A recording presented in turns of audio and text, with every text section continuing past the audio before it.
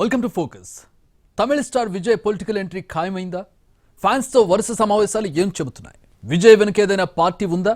ఇంతకాలం చేసిన సామాజిక కార్యక్రమాల లక్ష్యం రాజకీయాలేనా?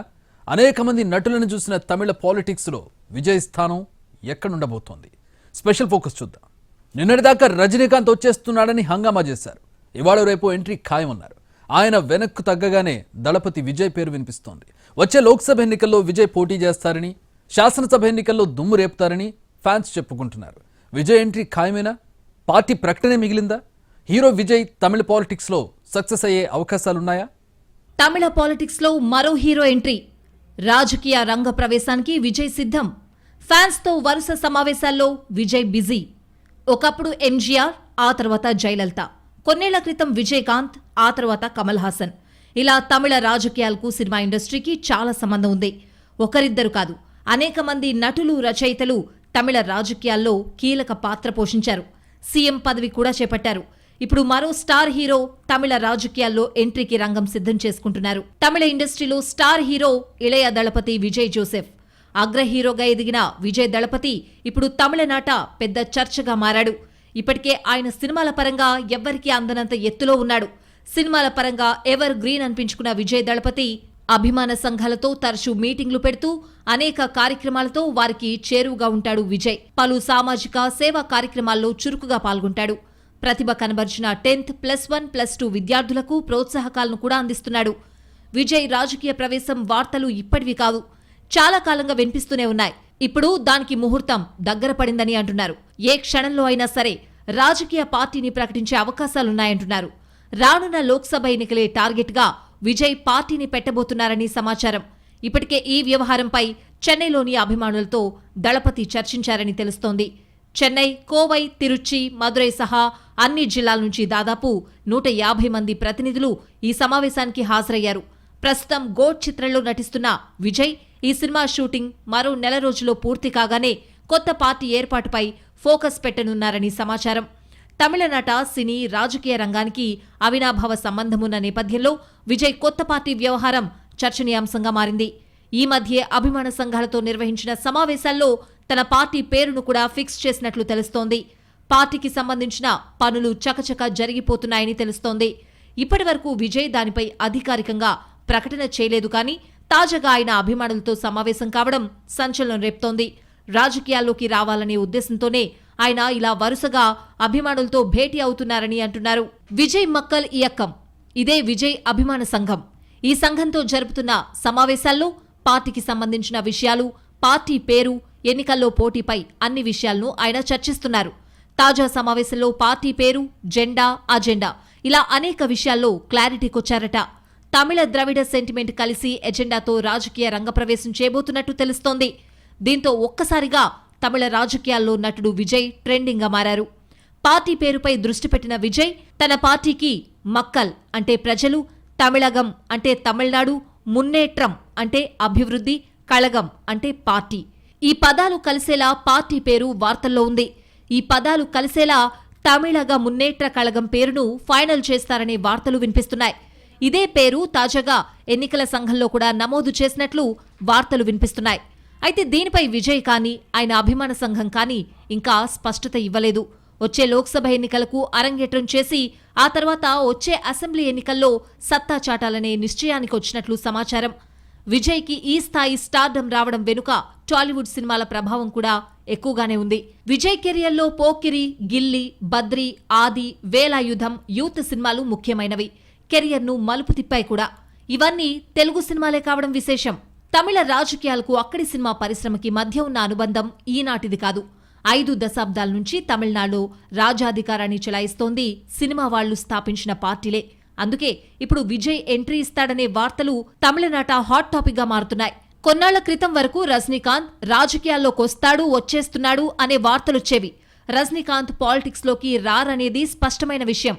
రజనీకాంత్ తర్వాత ఆ స్థాయి స్టార్డమ్ ఉన్న నటుడు విజయ్ కావడంతో దీంతో విజయ్ పొలిటికల్ ఎంట్రీ మీద అందరిలోనూ ఆసక్తి నెలకొనుంది. త్వరలో సార్వత్రిక ఎన్నికలు జరగనున్న నేపథ్యంలో లోక్సభ ఎన్నికల టార్గెట్ గా విజయ్ స్పీడ్ పెంచినట్లు ఆయన అభిమానులు చెప్తున్నారు. లోక్సభ ఎన్నికల్లో 39 స్థానాల్లోనూ పోటీకి సిద్ధమవుతున్నట్లు తెలుస్తోంది. విజయ్ని అభిమానులు దళపతి అని పిలుస్తూ ఉంటారు. కెరియర్ మొదలైన కొంతకాలంలోనే ఆయనకు కన్నడ, మలయాళం, తెలుగులో కూడా భారీ మార్కెట్ తయారైంది. ఈ మధ్య ఓ సినిమాకు తమిళంలో 100 కోట్ల పారితోషికం తీసుకున్నట్లు సమాచారం. తాజాగా ఓ సినిమాకు తెలుగు మార్కెట్ కోసం 40 కోట్లు కలుపుకొని మొత్తం 140 కోట్లు పారితోషికం తీసుకున్నట్లు కోలీవుడ్ వర్గాల సమాచారం. సినిమాల్లో తీరిక లేకుండా ఉన్న విజయ్ రాబోయే రోజుల్లో రాజకీయాలపై పూర్తిస్థాయిలో దృష్టి పెట్టనున్నట్లు తెలుస్తోంది. దళపతి విజయ్ రాజకీయాల్లోకి రావాలంటూ ఎప్పటినుంచో డిమాండ్లు వినిపిస్తున్నాయి. కొన్నాళ్ల క్రితం విజయ్ తండ్రి, ప్రముఖ దర్శకుడు ఎస్ఏ చంద్రశేఖర్ కూడా విజయ్ రాజకీయ అరంగేట్రంపై ప్రకటన చేశారు. కానీ విజయ్ ఆ ప్రకటనపై అవునని కానీ కాదని కానీ స్పందించలేదు. మరోపక్క విజయ్ మక్కలియక్కం తరపున 2022లో జరిగిన స్థానిక సంస్థల ఎన్నికల్లో అభ్యర్థులను బరిలోకి దింపారు. మొత్తం 169 స్థానాల్లో పోటీ చేస్తే 121 స్థానాల్లో విజయం సాధించారు. కమల్ హాసన్ స్థాపించిన మక్కల్ నీతిమయం సీమా నేతృత్వంలోని నామ్ తమిళర్ కక్షి ఈ ఎన్నికల్లో ఖాతా కూడా తెరవలేదు. ఇప్పుడు లేటెస్ట్ గా దళపతి విజయ్ అభిమానుల సమావేశం, కొత్త పార్టీ రిజిస్ట్రేషన్ కోసం దరఖాస్తు చేసుకోవడం వంటి విషయాలపై తమిళ మీడియాతో పాటు జాతీయ మీడియాలో విస్తృత కథనాలు ప్రసారమవుతున్నాయి. దళపతి విజయ్ కొత్త పార్టీ అంటూ సోషల్ మీడియాలో విపరీతంగా ప్రచారం జరుగుతోంది. వచ్చే నెల రోజుల్లో పార్టీకి సంబంధించిన అధికారిక లాంఛనాలన్నీ పూర్తి చేయాలని తన అభిమాన సంఘానికి విజయ్ సూచించినట్లు తెలుస్తోంది. అన్ని ఏర్పాట్లు పూర్తయ్యాక పార్టీ ఏర్పాటు ప్రకటన చేయాలని, రాజకీయాల్లో గ్రాండ్ ఎంట్రీ ఇవ్వాలనేది దళపతి వ్యూహంగా చెప్తున్నారు. తమిళనాడు సినిమా రంగానికి పాలిటిక్స్ కి మధ్య దశాబ్దాల సంబంధం ఉంది. ఒకప్పుడు ఎంజీఆర్, కరుణానిధి, జయలలిత, ఆ తర్వాత శివాజీ గణేశన్, విజయకాంత్, శరత్ కుమార్, కమల్ హాసన్. తమిళ రాజకీయాల్లో సక్సెస్ అయిన వారు కొందరు, బోల్తా కొట్టిన వారు మరికొందరు. సినిమాలతో ఉర్రూతులూగించి ఆ తర్వాత సీఎంలు అయిన వాళ్ళు కూడా ఉన్నారు. ఇప్పుడు దళపతి విజయ్ జోసెఫ్ పై రేంజ్లో చర్చ నడుస్తోంది. దక్షిణాదిన సినీ తారలను అభిమానులు వెండితెర వేల్పులుగా ఆరాధిస్తూ ఉంటారు. ఎన్నికల వేళ మద్దతు కోసం రాజకీయ పార్టీలు కూడా తారల చుట్టూ తిరుగుతూ ఉంటాయి. దీంతో అభిమానులే అండగా కొందరు తారలు పార్టీలు పెట్టి సూపర్ హిట్ అయ్యారు. మరికొందరు మాత్రం సినీ చరిష్మాతో రాజకీయాల్లోకొచ్చినా సరిగ్గా పార్టీని నడపలేక ఫ్లాపులు మూటగట్టుకున్నారు. దక్షిణాదిన సినీ కళాకారులు పార్టీ పెట్టడం 1940లోనే మొదలైంది.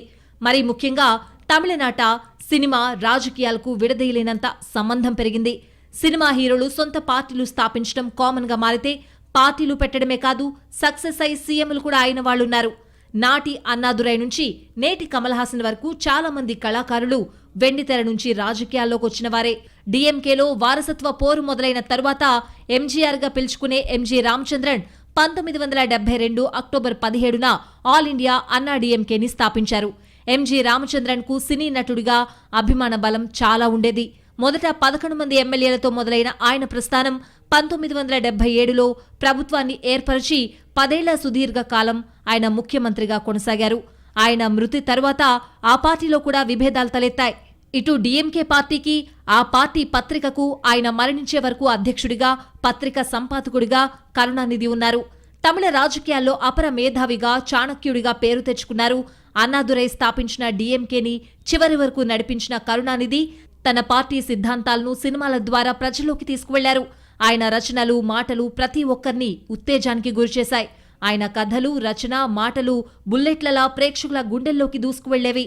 ఇక ఎంజీఆర్ మరణించిన తరువాత సినీ నటిగా రాణించి అప్పటికే పార్టీలో మంచి గుర్తింపు పొందిన జయలలిత చేతుల్లోకి పార్టీ వెళ్లింది.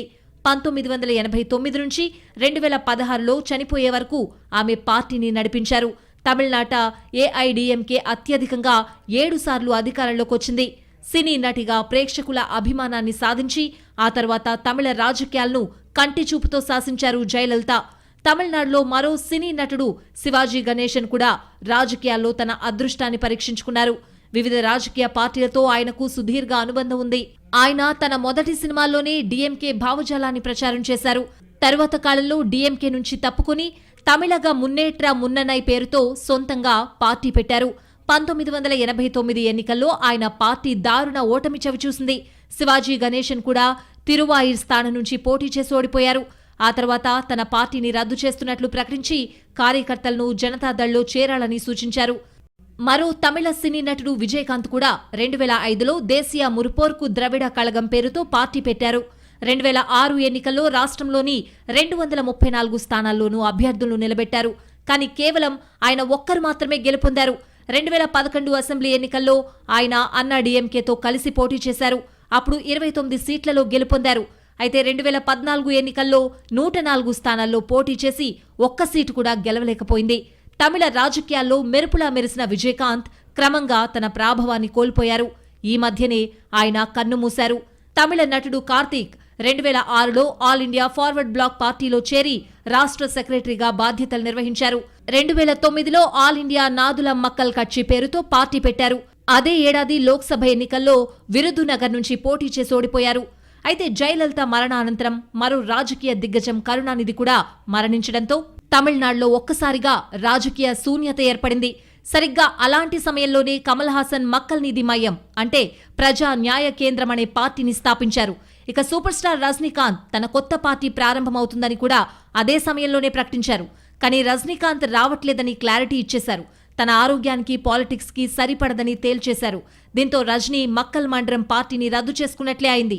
ఇక కమల్ హాసన్ పార్టీ పెట్టినా 2019లో జరిగిన పార్లమెంట్ ఎన్నికల్లో కమల్ పార్టీకొచ్చిన ఓట్లు 3.6% మాత్రమే. దాంతో రాజకీయ నాయకుడిగా కమల్ కొంత గందరగోళంలో పడ్డారనే వాదనలున్నాయి. ద్రావిడ సిద్ధాంతాలకు అనుగుణంగా ఉండకపోతే తమిళనాడులో రాజకీయంగా నిలదొక్కుకోవడం కష్టమనే వాదనలున్నాయి. అదే సమయంలో సినిమాలు రాజకీయాల మధ్య బ్యాలెన్స్ చేసుకోవడం అంత తేలికైన విషయం కూడా కాదు. ఇప్పుడు సినీ నటుడు విజయ్ రాజకీయ ప్రవేశంపై పెద్ద ఎత్తున చర్చ నడుస్తోంది.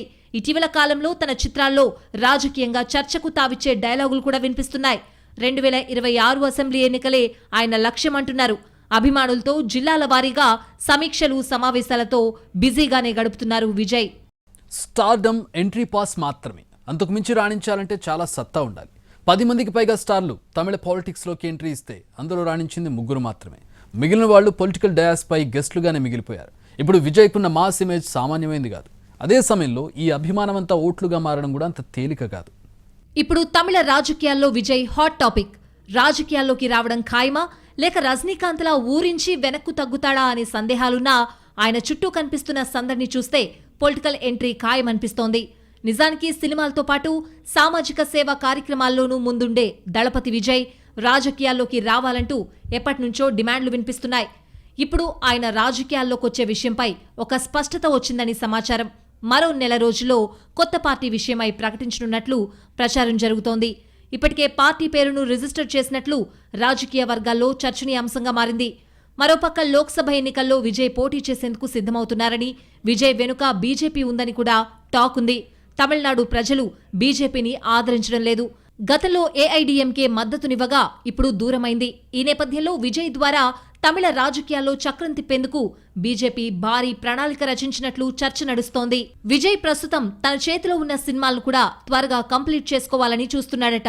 అంతేకాదు కొన్నాళ్లు సినిమాలకు గ్యాప్ ఇచ్చి పొలిటికల్ గా నిలబడ్డ తరువాత సినిమాల వైపు చూస్తాడని చెప్పుకుంటున్నారు. ఒకవేళ తన పార్టీ అధికారంలోకొస్తే విజయ్ సినిమాలకు శాశ్వతంగా గుడ్ బై చెబుతాడని కూడా భావిస్తున్నారు. కానీ ఒకసారి హీరోలుగా ఎదిగిన వారు రాజకీయాల్లోకొచ్చినా మళ్లీ నటించకుండా ఉంటారని చెప్పలేం. దీనికి అనేక ఉదాహరణలు కూడా కనిపిస్తాయి. చాలా కాలంగా దళపతి విజయ్ రాజకీయాల్లోకొస్తున్నాడని వార్తలు హల్చల్ చేస్తున్నా ఆయన భార్య సంగీత, కుమారుడు జాసన్ సంజయ్ రాజకీయాలు వద్దని విజయ్ను అడ్డుకుంటున్నారని కూడా ప్రచారం జరిగింది. ఈ క్రమంలోనే భార్య సంగీతతో దళపతి విజయ్కు కొంతకాలంగా మనస్పర్ధలు చోటు చేసుకున్నాయని కూడా తమిళనాడులో చర్చ జరిగింది. తమిళనాట దళపతికి ఉన్న మాస్ ఫాలోయింగ్ సామాన్యమైంది కాదు. రజనీకాంత్ తర్వాత ఆ స్థాయి సాధించిన ఏకైక నటుడు ఆయనే. అయితే తమిళనాడులో కరుణానిధి, ఎంజి రామచంద్రన్, జయలలిత, టి రాజేందర్, రాధారవి, గౌతమి, సీమన్, శరత్ కుమార్, ఖుష్బూ, విజయకాంత్, కమల్ హాసన్, ఉదయనిధి స్టాలిన్ వరకు అనేక మంది సినిమా రంగం నుండి వచ్చినప్పటికీ ఇందులో సక్సెస్ అయింది మాత్రం కేవలం 3 అది కరుణానిధి, ఎంజీఆర్, జయలలిత. ఈ లెక్కను చూస్తే తమిళనాడులో పాత తరం వారు మాత్రమే రాజకీయాల్లో రాణించారని భావించొచ్చు. కరుణానిధి, ఎంజీఆర్, జయలలిత మాత్రమే అక్కడి పొలిటికల్ డ్రామాలో సూపర్ హిట్ కొట్టారు. అంటే 10 మందికి పైగా ఇండస్ట్రీ ప్రముఖులు రాజకీయాల్లోకొచ్చినా నిలబడింది 3 మాత్రమే. విజయకాంత్, శరత్ కుమార్, ఖుష్బూ, రజనీకాంత్, కమల్ హాసన్ వీరిలో ఎవ్వరూ రాజకీయాల్లో మెప్పించలేదు. అంటే నటులుగా ఉన్న కరిష్మా ఎంట్రీ పాస్గా ఉపయోగపడినా ఆ తర్వాత ఎదగాలంటే మాత్రం వ్యూహ ప్రతివ్యూహాలు, జనాల్ని మెప్పించే లక్షణాలు చాలానే అవసరం అని స్పష్టమవుతోంది. నిన్న మొన్నటి వరకు రజనీకాంత్ వస్తాడని భావించినా ఆయన వెనక్కు తగ్గడంతో ఇండస్ట్రీ నుండి తమిళ రాజకీయాల్లో ఇప్పుడు పెద్దగా ప్రాతినిధ్యం లేదనే చెప్పాలి. ఉదయనిధి స్టాలిన్ నటుడు, స్వయంగా కరుణానిధి మనవడు. అయినప్పటికీ రాజకీయాలను మలుపు తిప్పే స్థాయి ఆయనకు లేదు.